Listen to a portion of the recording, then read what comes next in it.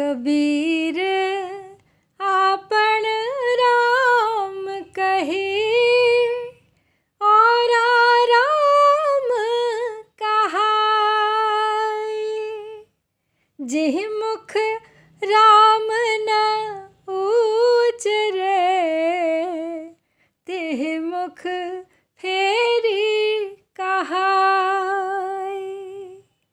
जिह मुख राम न उचरे,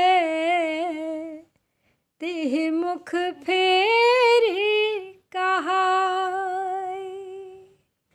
कबीर आपन राम कहे, औरा राम कहाए।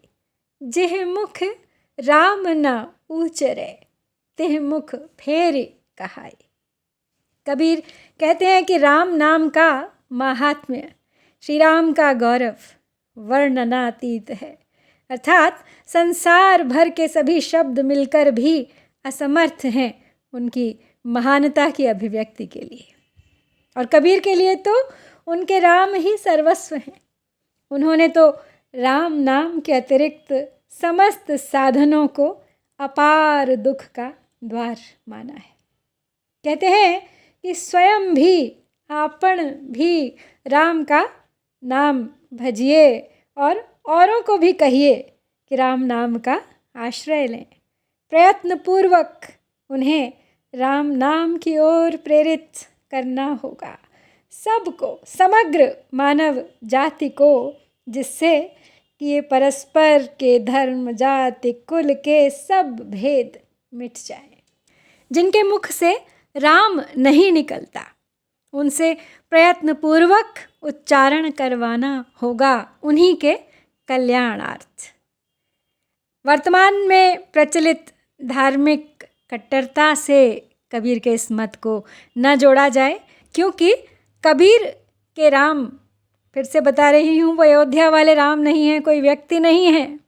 वो एकमात्र उस परम शक्ति को राम कहते हैं जिससे लगन लगाकर मनुष्य की साधना को सही दिशा मिल जाती है।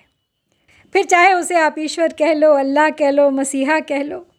उनका मानना है कि विभिन्न धार्मिक कर्म कांडों से बचो, बहु देवी देवताओं की अर्चना रूपी माया जाल से बचो और एक अद्वैत की उस परम सत्ता को स्वीकारो, जिसे कबीर अपना राम कहते हैं।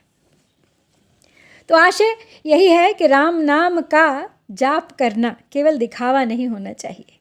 सच्ची भक्ति का, मन और आत्मा की शुद्धि का मार्ग है राम नाम।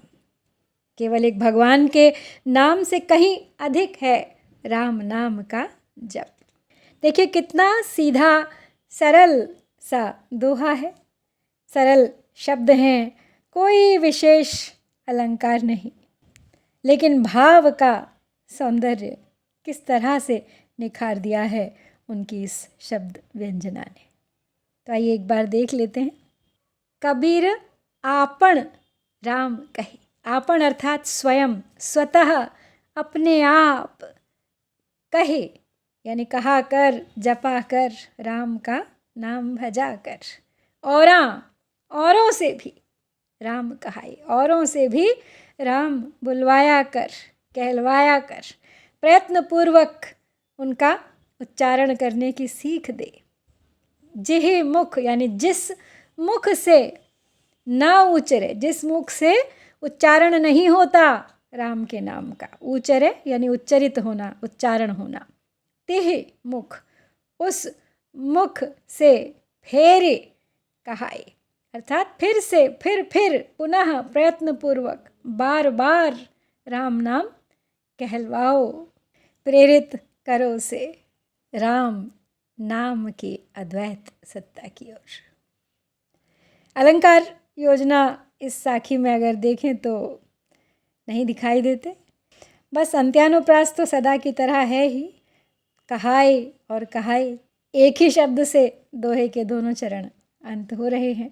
इसके अतिरिक्त कोई और अलंकार नहीं, लेकिन भाव सौंदर्य की भरमार फिर भी है इस साखी में। तो ये थी श्याम सुंदर दास जी द्वारा संकलित कबीर ग्रंथावली के सुमिरन को अंग से 23वीं साखी। शीघ्र लौटूंगी अगली साखी के साथ, प्रतीक्षा कीजिएगा। जय कबीर, जय भारत।